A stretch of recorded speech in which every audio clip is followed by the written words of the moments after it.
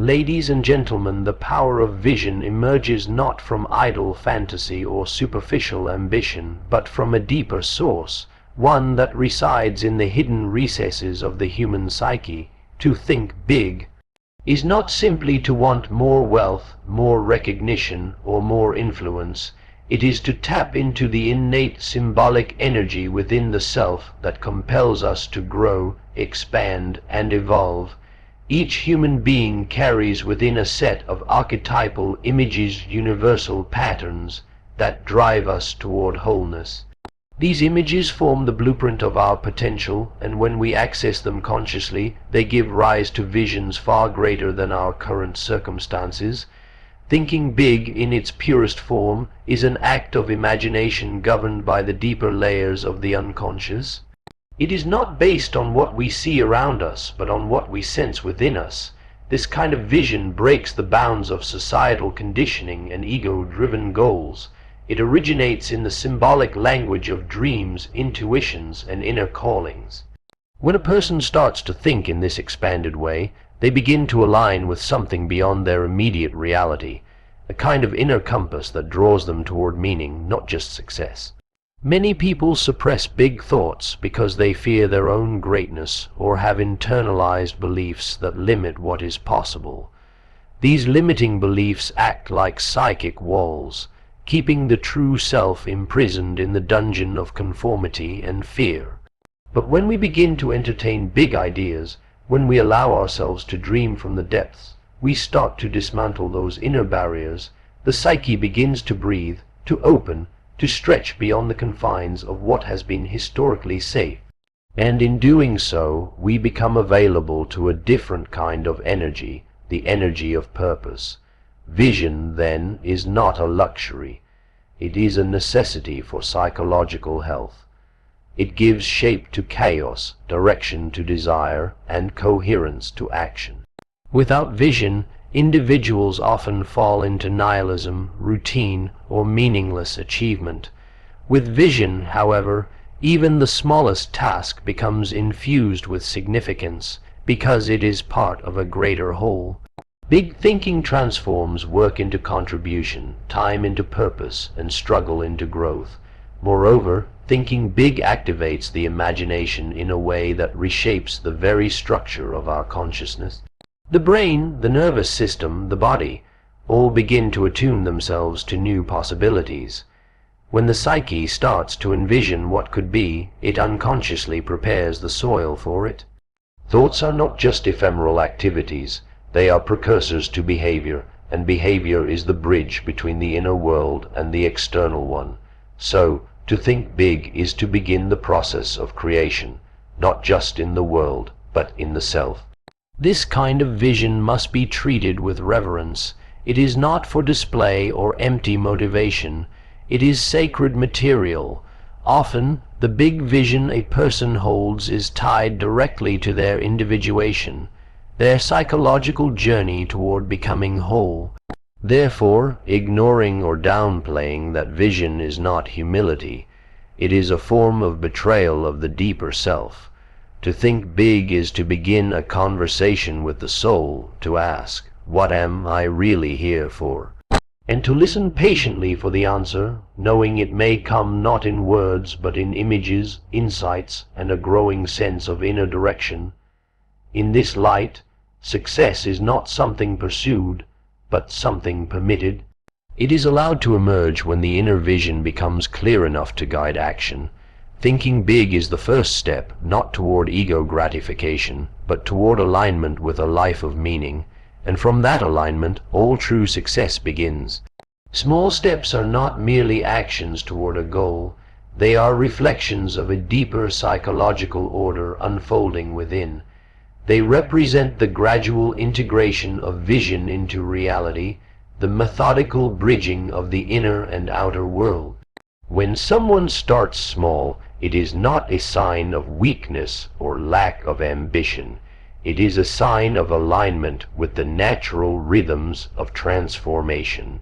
Just as the psyche does not evolve in great leaps but in a spiral, through layers of insight and repeated encounters with the self, Success too matures through the repetition of humble acts carried out with intention.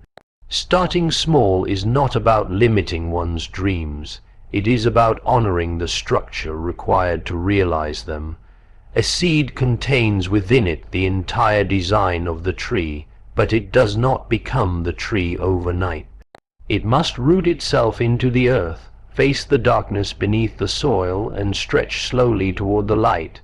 Similarly, when we act on our vision through consistent, small efforts, we are participating in a deeper symbolic process of manifestation. Each step may seem insignificant in isolation, but over time they accumulate into momentum and form a living path forward. There is also a psychological discipline involved in starting small. It demands patience, presence, and trust in something that cannot yet be seen. This trust is not blind. It is an inner knowing that the self is guiding the process, even when results are not immediate. The ego often wants quick validation and instant progress, but true transformation resists haste. It requires space to unfold, and small steps provide that space. Each deliberate action is a ritual of commitment, reinforcing a dialogue between who we are now and who we are becoming. When people neglect the small steps and try to jump ahead, they often find themselves overwhelmed, disoriented, or burned out. This is because the psyche is not ready to carry the weight of a fully realized vision without the inner scaffolding that small steps create. Mastery, resilience, and clarity are built not in moments of triumph, but in the daily engagement with what seems minor, mundane, or repetitive. These tasks are not distractions. They are the training ground for success. They shape the character required to sustain the vision once it materializes. Moreover, small steps are deeply diagnostic. They reveal the underlying beliefs, fears, and resistances that we may not be consciously aware of. When we avoid the small step, we are often avoiding some psychic material that needs to be acknowledged. Perhaps a fear of failure, a wound of inadequacy, or a resistance to responsibility. Confronting these subtle blocks in the small moments provides an opportunity for deep psychological work. In this way, starting small is not just about building skills. It is about building self-awareness. In the end, the relationship between vision and small steps is sacred. Vision gives direction, but small steps give life. Without action, vision becomes fantasy. Without vision, action becomes routine. But when the two are held in dynamic tension, something powerful happens. The external world begins to mirror the internal transformation. The person becomes not just someone who dreams, but someone who embodies the dream. The gap between potential and reality narrows. This is not magic. It is psychological alignment in motion. To start small is to enter into partnership with time, with process, and with the self. It is the wisdom of the patient builder who lays each brick with care, knowing that the structure will one day stand strong, and in honoring the small, we honor the sacred task of becoming. The wealth mindset is not determined by how much one possesses, but by how one perceives, thinks, and behaves in relation to resources, time, and opportunity. At its core, wealth is a psychological posture, not a numerical figure. A person may have millions in a bank account and yet live in fear of loss and scarcity. Another may have modest means and yet feel expansive, grounded, and empowered. This contrast reveals that true wealth originates within the psyche, shaped by internal narratives, emotional patterns, and unconscious beliefs. To act like the rich is not to imitate surface-level behaviors such as consumption or status signaling. It is to understand and adopt the internal structures that support sustainable growth, confidence, and long-term vision. The rich, in the psychological sense, operate from a foundation of perceived sufficiency. They trust in their capacity to create, adapt, and recover. This belief does not emerge by accident. It is cultivated over time through experience, reflection, and conscious reprogramming of limiting ideas about self, worth, and possibility. One of the hallmarks of a wealth mindset is a sense of detachment from immediate gratification. There is a deep understanding that long-term rewards often require short-term sacrifice. Those who embody this mindset are not seduced by impulsive desires or fleeting trends. They are oriented toward goals that extend beyond the moment, and this capacity for delayed gratification reflects a matured relationship with time. Time, for them, is not an enemy to be outrun, but an ally to be used skillfully. They plan, invest, and position themselves not for tomorrow alone, but for years ahead. Another critical aspect is the ability to perceive value where others see limitation. This form of psychological wealth transforms obstacles into opportunities and failures into feedback. It is a creative orientation, one that interprets the world not through a lens of lack, but through a lens of possibility. The inner narrative shifts from "I don't have enough" to "what can I do with what I have?" Such a mindset does not wait for ideal circumstances. It works within current limitations while keeping eyes fixed on larger goals. This builds resilience, resourcefulness, and internal security, qualities that often distinguish the truly wealthy from those merely chasing wealth. Discipline also plays a central role. Those with a wealth mindset are not merely driven, they are focused. They understand that their attention, energy, and decisions are forms of currency. Where they place these determines their return. There is little tolerance for distractions or emotional spending, whether of money, time, or thought. This form of inner discipline is quiet but powerful. It does not seek attention or recognition. It operates in the background, structuring the day, shaping habits, and guiding choices. This is what creates consistency, and consistency is the soil in which all lasting wealth grows. Moreover, wealth-minded individuals often think in systems rather than isolated actions. They view their life as an interconnected network, health, relationships, finances, and purpose all feeding into one another. They do not compartmentalize success, nor do they chase it in one domain at the expense of others.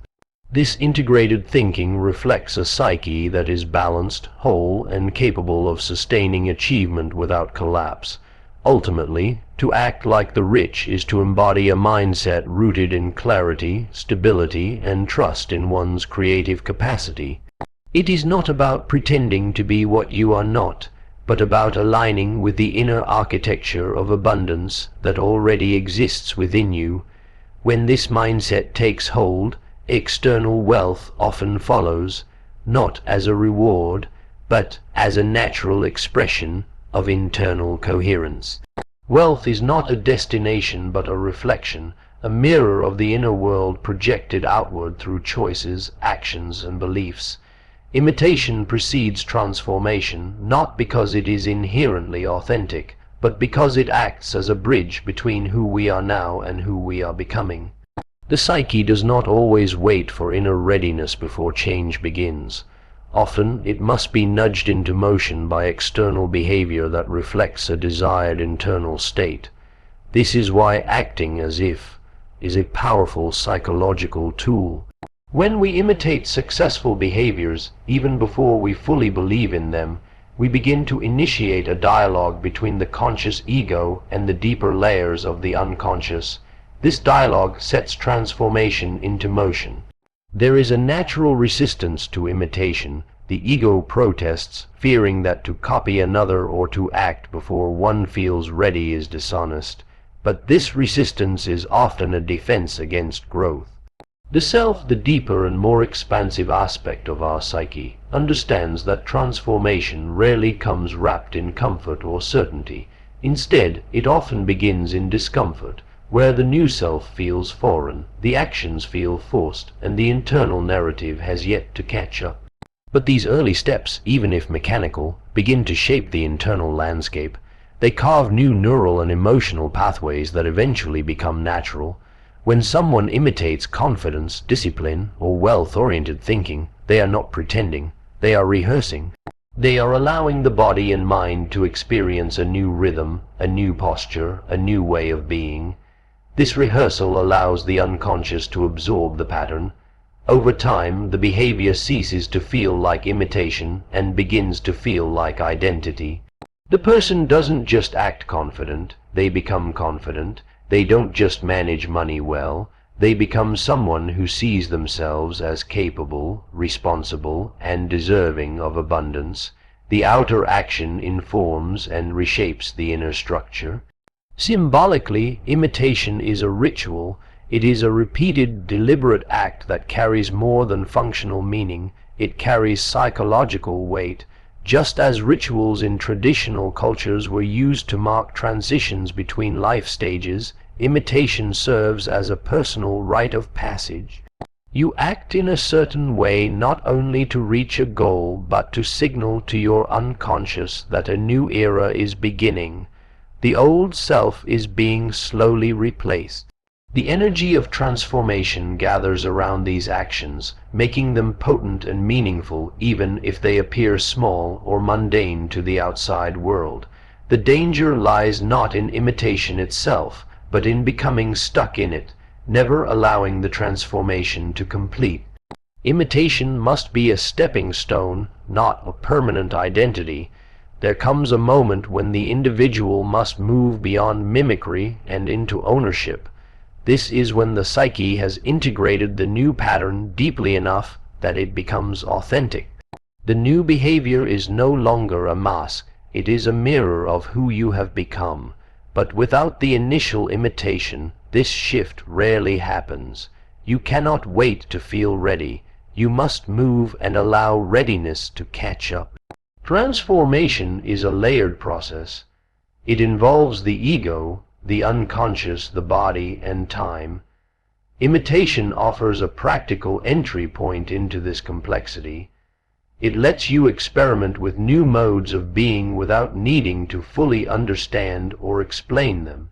And sometimes the act of behaving differently is what reveals what has been dormant all along. The rich mindset, the confident presence, the disciplined habits, they are not foreign. They are forgotten aspects of the self, waiting to be reawakened through practice. By imitating the behaviors of success with consciousness and intention, we do not lose ourselves. We begin to uncover ourselves. We create an internal container sturdy enough to hold the transformation we seek. What begins as a performance becomes a pathway. What feels like fiction becomes fact, and through this process, the person who once doubted their ability to change discovers they were already becoming the new self the moment they chose to act. Limitation, though often resisted, is one of the most potent forces for growth and mastery. In a culture that celebrates limitless potential and boundless freedom, we forget that it is precisely within boundaries that depth is cultivated. To start small is to embrace limitation, not as a punishment or failure, but as a structure within which skill, focus, and character are forged.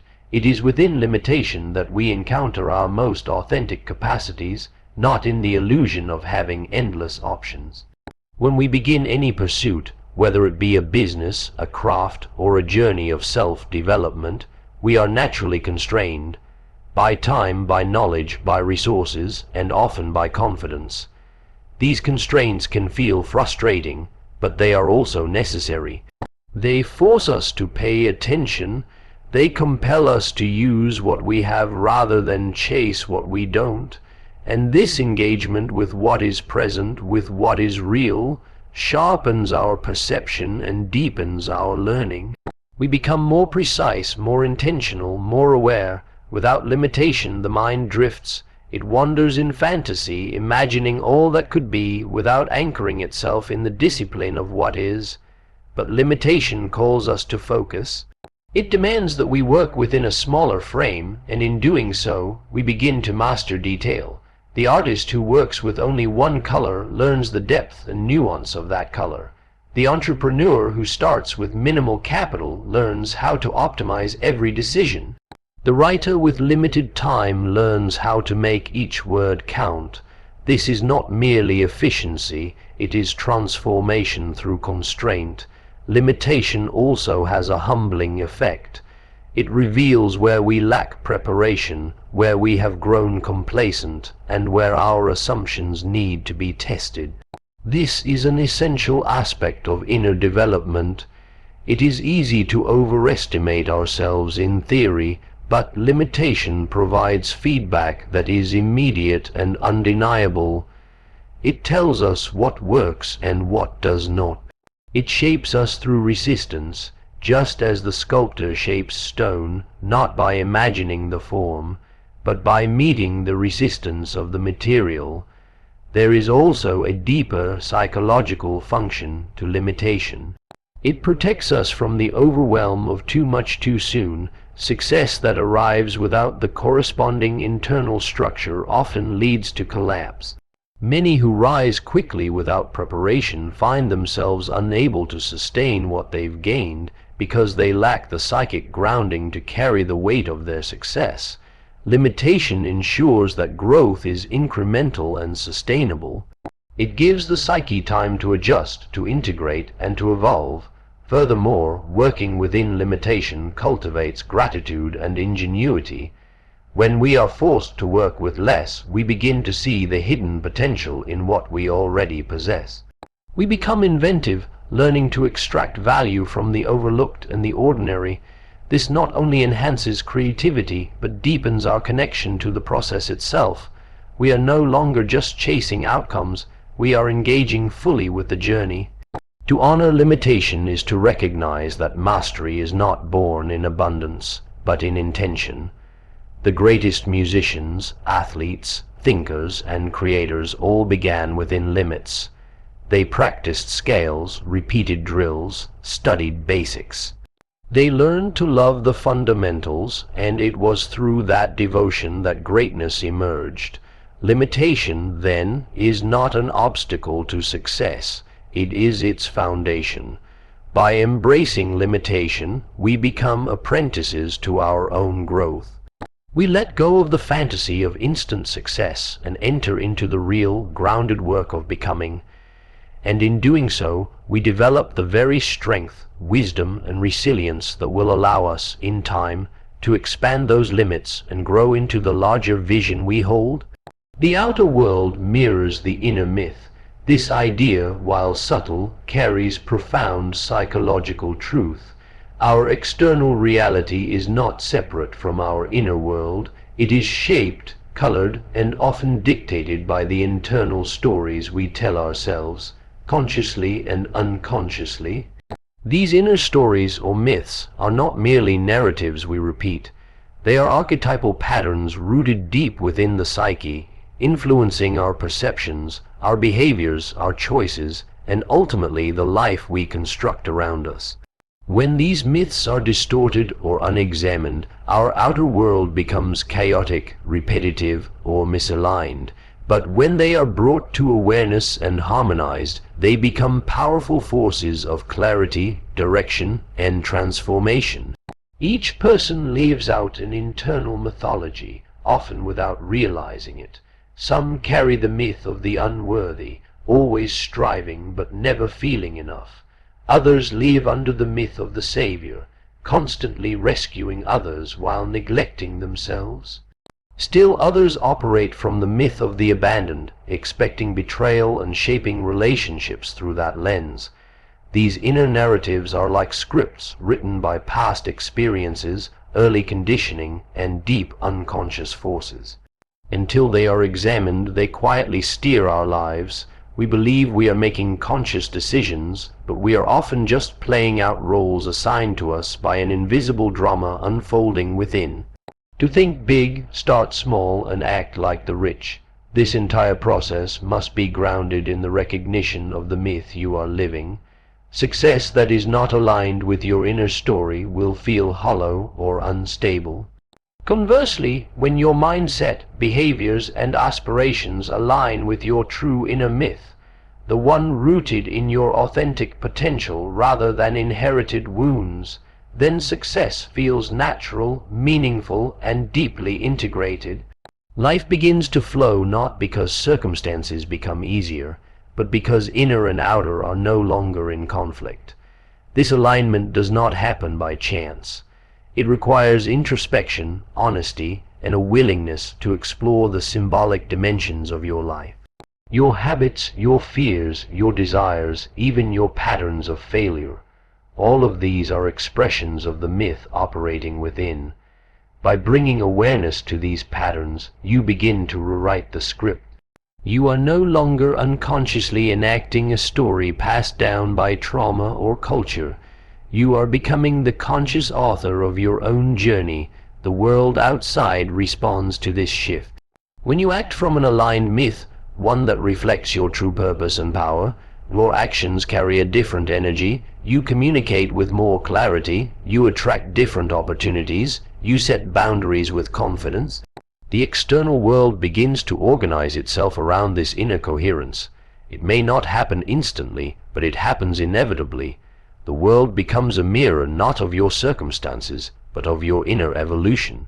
This is why thinking big must be more than ambition. It must come from a deeper place. It must be connected to the symbolic story your life is meant to express. This story will not always be logical or socially acceptable. It may not fit into the expectations others have for you, but it will feel right. It will feel alive, and when you honor it, your external world will begin to reflect its truth. In this way, success becomes less about control and more about congruence. The more fully you live in harmony with your inner myth, the more naturally success flows from you. You stop chasing outcomes and start embodying the values, images, and actions that bring those outcomes into being. And as you grow in this alignment, you begin to understand that the journey itself was never separate from the goal. It was always the path your deeper self was guiding you toward. The world reflects who you are. Change the myth within, and the mirror changes too.